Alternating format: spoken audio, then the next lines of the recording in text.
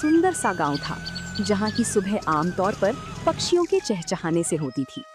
उसी गांव के चौक पर माधव अपनी रेड़ी को जोर लगाकर धक्का दे रहा था, जिस पर केवल पत्ता गोभियों का ढेर लगा था। सूरज सिर पर था और माधव के चेहरे पर निराशा। गोभी ले लो, ताजी पत्ता गोभी ले लो। तभी एक काकी उसके पास आई और कहा, अरे माधव, कल भी तो गोभी ही लाया था। क्या तेरे खेत में इसके अलावा और कुछ नहीं उगता? घर में सब अब गोभी देखकर मुंह बनाने लगे हैं। क्या करूं काकी, खेत में फसल ही यही हुई है। बहुत सस्ती दे रहा हूँ, 2 किलो ले लो। नहीं रे बेटा, मुफ्त में भी देगा तो कोई नहीं खाएगा। कुछ नया लाए तो बता देना। सबको कुछ नया चाहिए, पर नया लाने के लिए पैसे कहाँ से आएंगे? अगर आज ये गोभी नहीं बिकी तो कल का चूल्हा भी नहीं जल पाएगा। माधव वहीं सड़क किनारे बैठ गया। तभी उसका पुराना दोस्त सोमू वहां से गुजरा। क्या हुआ माधव, आज फिर गोभी का ढेर घर ले जा रहा है? हाँ सोमू, कोई भी इसे खरीदने को तैयार नहीं है। सब इन पत्ता गोभी से पक गए हैं। समझ नहीं आता इन पत्ता गोभियों का क्या करूं। भाई, तूने शहर में कुछ समय उस दुकान पर काम किया था ना, जहां लोग इसी गोभी को बारीक काट कर कुछ सफेद पोटली जैसा बनाते थे। क्या नाम था उसका? मोमोस? हाँ सोमू, वो लोग पत्ता गोभी का ही इस्तेमाल करते थे। सोमू की बात माधव के दिमाग में घर कर गई थी। उस शाम माधव घर लौटा तो उसके मन में एक ही धुन सवार थी। उसने अपनी बची हुई सबसे अच्छी पत्ता गोभी उठाई और उसे बारीक काटना शुरू किया। अगर मैं इन गोभियों को फेंकने के बजाय इनका रूप बदल दूं तो शायद बात बन जाए। मैदा घर में थोड़ा पड़ा ही है। वो रसोई में मसालों के साथ कुछ प्रयोग करने लगा। खुशबू फैलने लगी तो उसका पड़ोसी करीम चाचा अंदर आए। माधव मियाँ, ये कैसी खुशबू आ रही है? आज क्या कोई दावत की तैयारी है? आइए चाचा, दावत तो नहीं पर एक कोशिश कर रहा हूँ। ये देखिए, मैंने इन गोभियों को मसालों के साथ पकाकर इस मैदे की लोई में भर दिया है। अरे, ये तो छोटी छोटी सफेद पोटलियां लग रही हैं। इन्हें तेल में तलोगे क्या? नहीं चाचा, इन्हें बस भाप में पकाऊंगा। ये बिना तेल का खाना होगा, जो गांव वालों के लिए बिल्कुल नया होगा। बिना तेल का? क्या लोग खाएंगे? यहाँ तो सबको तला भुना पसंद है। स्वाद अच्छा हुआ तो सब खाएंगे चाचा। बस दुआ कीजिए कि ये भाप में ठीक से पक जाए। कल सुबह गांव के चौराहे पर मैं इसी का ठेला लगाऊंगा। हिम्मत तो बड़ी है तेरी। चल, ये पक जाए तो एक मुझे भी चखाना। अगली सुबह सूरज की पहली किरण के साथ ही माधव गांव के चौराहे पर पहुंच गया था। उसने अपनी रेड़ी के एक तरफ कटी हुई पत्ता गोभी रखी थी और दूसरी तरफ पीतल के एक बड़े बर्तन से भाप निकल रही थी। गांव के लोग जो रोज माधव को गोभी बेचते देखते थे, आज रुक रुक कर उसे ताकने लगे। तभी गांव का हलवाई बनवारी उसके ठेले पर आया और कहने लगा, अरे माधव, आज तेरा ये पत्ता गोभी का ठेला बड़ा चमक रहा है। ये बड़े बर्तन में क्या उबाल रहा है भाई? सुबह सुबह चाय बना रहा है क्या? नहीं बनवारी भाई, ये चाय नहीं है, इसे मोमोस कहते हैं। शहर का बड़ा मशहूर नाश्ता है। आज पहली बार अपने गांव में लाया हूँ। मो क्या? नाम तो बड़ा अजीब है, पर खुशबू बड़ी सौंधी आ रही है। इसमें डाला क्या है? वही अपनी ताजी पत्ता गोभी है भाई, बस बनाने का अंदाज नया है। ये देखिए, साथ में ये लाल चटनी भी है। तभी गांव का एक बुजुर्ग उसके पास आया और उसने कहा, बेटा, ये दिखने में तो बड़ा कोमल लग रहा है। क्या ये बुजुर्गों के खाने लायक है? मेरे दांत अब सख्त चीजें नहीं चबा पाते। बाबा, ये तो मुंह में जाते ही घुल जाएगा। ये भाप में पका है, बिल्कुल रूई जैसा नरम। आप बस एक बार जरा सा चक्कर देखिए। बुजुर्ग ने एक छोटा सा टुकड़ा चखा। पूरा चौराहा शांत हो गया।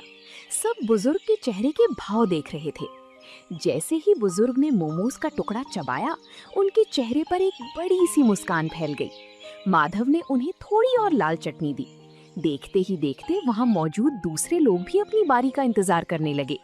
वाह माधव, ये तो वाकई कमाल की चीज है। इतना नरम और जायकेदार, और ये लाल चटनी, इसने तो सोई हुई जुबान को जगा दिया। तभी वहाँ माधव का दोस्त सोमू भी आ जाता है। माधव, मुझे भी एक प्लेट दे भाई। कल तो तू बड़ा परेशान था और आज तूने यहाँ कमाल कर दिया। अब जल्दी जल्दी इसका स्वाद सबको चखा दे, लोग इंतजार कर रहे हैं। हाँ सोमू, सबको दूंगा, पर ध्यान रखना, चटनी थोड़ी तीखी है, संभल कर खाना। अरे माधव, तीखा ही तो असली मजा है। शहर में लोग क्या वाकई रोज यही खाते हैं? मुझे तो लगता था वहाँ के लोग बस महंगा खाना जानते हैं। हाँ काका, शहर में तो इसे खाने के लिए लंबी लाइनें लगती हैं। मैंने सोचा जब हमारे खेत में इतनी अच्छी गोभी होती है तो हम गांव वालों को ये स्वाद क्यों ना मिले। भाई माधव, तूने तो मेरी मिठाई की दुकान के सामने रौनक लगा दी। एक प्लेट मेरे लिए भी लगा। देखूं तो सही, इस पत्ता गोभी के नए अवतार में ऐसा क्या जादू है। दोपहर होते होते माधव की सारी पत्ता गोभी खत्म हो गई थी, लेकिन सब्जी के रूप में नहीं बल्कि मोमोज के रूप में। माधव ने आज पहली बार अपने हाथ में इतने पैसे देखे थे। उसकी आंखों में खुशी के आंसू थे और मन में एक नया हौसला। उसे समझ आ गया था कि मेहनत और नयापन कभी बेकार नहीं जाता। जिसके बाद अगले कुछ दिनों तक माधव का काम तेजी से चल पड़ा। अब लोग सुबह से ही माधव के आने का इंतजार करने लगे थे। लेकिन जैसे जैसे काम बढ़ा, माधव के पास संसाधनों की कमी होने लगी। उसके पास सिर्फ एक छोटा बर्तन था और अकेले सारा काम करना उसके लिए मुश्किल होता जा रहा था। गोभी काटना, मैदा गूंथना, फिर उसे बेलना और फिर भाप देना, अकेले करते करते हाथ जवाब देने लगे हैं। पर अगर रुक गया तो लोग निराश हो जाएंगे। तभी करीम चाचा उसके पास आते हैं और कहते हैं, क्या बात है माधव मियाँ, काम कैसा चल रहा है? आज चेहरे पर वो चमक नहीं है जो हमेशा रहती है। काफी थके थके से भी लग रहे हो। चाचा, काम तो बहुत है पर हाथ सिर्फ 2 हैं। लोग को मेरे हाथों के मोमोज बहुत पसंद आने हैं और अब वे उसे ज्यादा मात्रा में मांग रहे हैं। और मेरे पास बर्तन इतना छोटा है कि एक बार में सिर्फ 10-12 मोमोज ही बन पाते हैं। अरे ये तो बहुत अच्छी बात है। अगर बरकत हो रही है तो घबराता क्यों है? शहर जा और एक बड़ा स्टीमर लेकर आ। और सुन, सारा काम अकेले क्यों करता है, किसी को साथ लगा ले। पैसे तो आ रहे हैं चाचा, पर क्या ये काम टिकेगा? कहीं लोग 4 दिन बाद ऊब गए तो मेरी सारी कमाई डूब जाएगी। मेहनत कभी नहीं डूबती बेटा। तूने साधारण सी पत्ता गोभी को पहचान दिलाई है। अब खुद को एक बड़ा व्यापारी बनाने की सोच। करीम चाचा की सलाह मानकर माधव ने अगले दिन अपनी रेहड़ी नहीं लगाई। वो पास के बड़े कस्बे के बाजार गया। वहाँ की भीड़ भाड़ देखकर उसे अपने पुराने दिन याद आ गए, जब वो दूसरों की दुकानों पर काम करता था। आज वो अपनी खुद की दुकान के लिए सामान खरीदने आया था। आइए भाई साहब, क्या दिखाऊं? होटल के लिए बर्तन चाहिए या घर के लिए? मुझे मोमोज बनाने वाला सबसे बड़ा 3 मंजिला बर्तन चाहिए। और हाँ, एक ऐसी मशीन भी देना जिससे सब्जियां बहुत बारीक कट सके। बड़े बर्तन की मांग तो बहुत है। आप कहाँ से आए हैं? शहर में दुकान खोल रहे हैं क्या? नहीं साहब, गांव में मेरा छोटा सा मोमोज बेचने का काम है। वहाँ लोगों को उसका स्वाद बहुत पसंद आ रहा है। ये तो बड़ी अच्छी बात है। ये लीजिए, ये स्टील का सबसे बढ़िया बर्तन है। इसमें एक साथ 50 मोमोज आराम से बन जाएंगे। और ये रही आपकी नई मशीन, इससे आपकी मेहनत आधी हो जाएगी। शुक्रिया।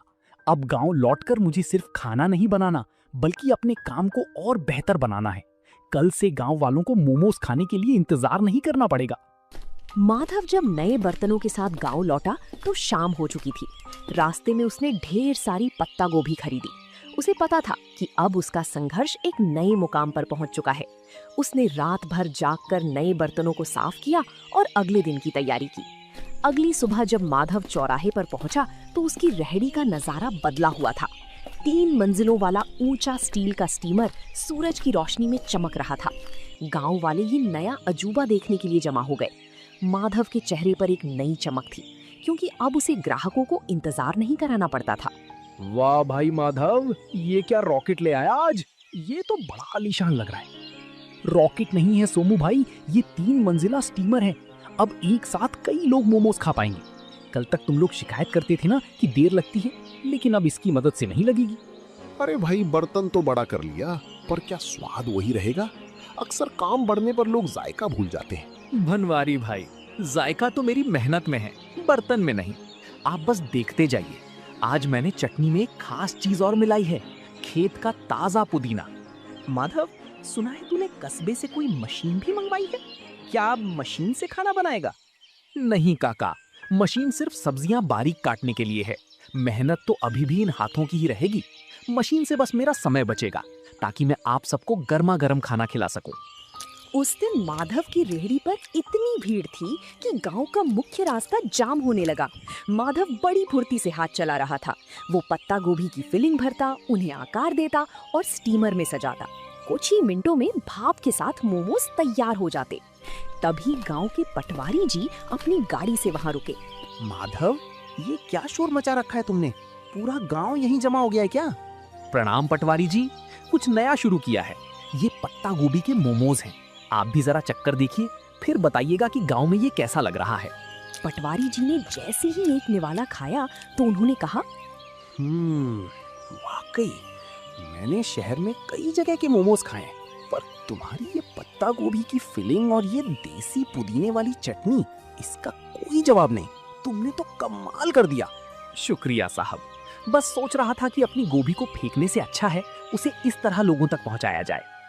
माधव, अगले हफ्ते तहसील के कुछ बड़े अधिकारी गांव आ रहे हैं। क्या तुम उनके लिए भी ऐसा कुछ इंतजाम कर सकते हो? मैं चाहता हूँ वो देखें कि हमारे गांव के युवक कितने मेहनती हैं। ये तो मेरे लिए सौभाग्य की बात होगी साहब। मैं उनके लिए सबसे बेहतरीन मोमोज तैयार रखूंगा। माधव के लिए ये सिर्फ एक ऑर्डर नहीं था, बल्कि उसके हुनर को मिलने वाली सरकारी पहचान की शुरुआत थी। उस रात माधव ने चैन की नींद ली, क्योंकि अब वो सिर्फ एक गरीब सब्जी वाला नहीं, बल्कि गांव का मोमोज मैन बन चुका था। पटवारी जी का वादा माधव के लिए एक बहुत बड़ी चुनौती और अवसर दोनों था। तहसील के अधिकारियों का आना कोई छोटी बात नहीं थी। माधव ने तय किया कि वो इस मौके को हाथ से जाने नहीं देगा। उसने अपने छोटे से रसोई घर को साफ किया और अपनी रेहड़ी को अच्छे से सजाया। माधव बेटा, कल का दिन बहुत बड़ा है। सुना है शहर से बड़े साहब लोग आ रहे हैं। क्या तूने सारी तैयारी कर ली? हाँ चाचा, मैंने आज सुबह ही खेत से सबसे ताजी और कोमल पत्ता गोभी तोड़ी है। मैं नहीं चाहता कि स्वाद में जरा भी कमी रहे, बस थोड़ा डर लग रहा है। डर कैसा? तूने तो पूरे गांव का दिल जीत लिया है।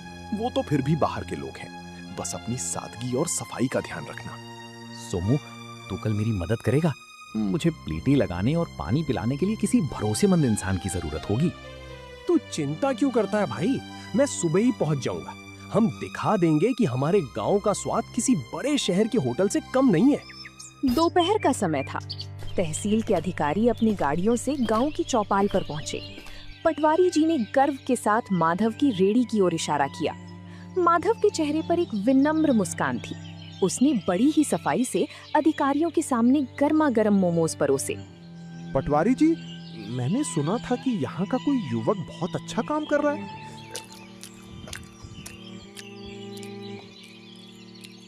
अरे ये तो वाकई लाजवाब है। इतना हल्का और इतना शुद्ध स्वाद। शुक्रिया साहब, ये सब मेरे खेत की पत्ता गोभी का कमाल है। मैंने इसमें कोई बनावटी मसाला नहीं डाला है। हैरानी की बात तो ये है कि गांव के माहौल में तुमने इतनी सफाई और हाइजीन का ध्यान रखा है। तुम्हारा ये तरीका वाकई काबिले तारीफ है। माधव, क्या तुम कभी शहर आकर अपना स्टॉल लगाना चाहोगे? वहां तुम्हें और भी बड़ा बाजार मिल सकता है। साहब, शहर में तो बहुत लोग हैं। मैं चाहता हूँ कि मेरे गांव के लोगों को यहीं पर अच्छी और नई चीजें खाने को मिले। मैं यहीं रहकर अपने काम को बड़ा बनाना चाहता हूँ। बहुत खूब। तुम्हारी ये सोच देखकर अच्छा लगा। हम तुम्हारी मदद करेंगे ताकि तुम एक छोटी सी पक्की दुकान खोल सको। हमें ऐसे ही मेहनती युवाओं की जरूरत है। अधिकारियों ने न केवल पेट भर खाया, बल्कि जाते समय माधव की काफी तारीफ भी की। उस दिन माधव को समझ आया कि सफलता के लिए गांव छोड़ना जरूरी नहीं, बल्कि अपनी जगह रहकर कुछ अलग करना जरूरी है। अधिकारियों की मदद और अपनी मेहनत की कमाई से माधव ने आखिरकार गांव के मुख्य चौराहे पर एक छोटी सी पक्की दुकान किराए पर ले ली।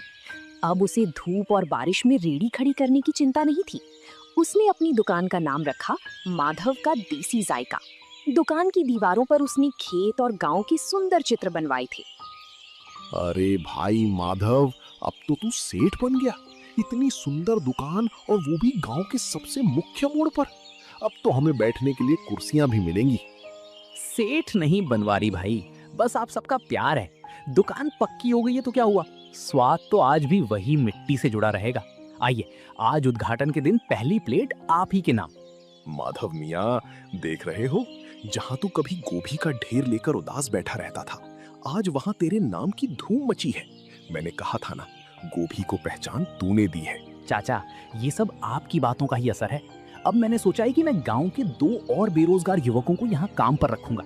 उन्हें मैं खुद ट्रेनिंग दूंगा ताकि वो भी अपना हाथ साफ कर सकें। बहुत नेक ख्याल है बेटा।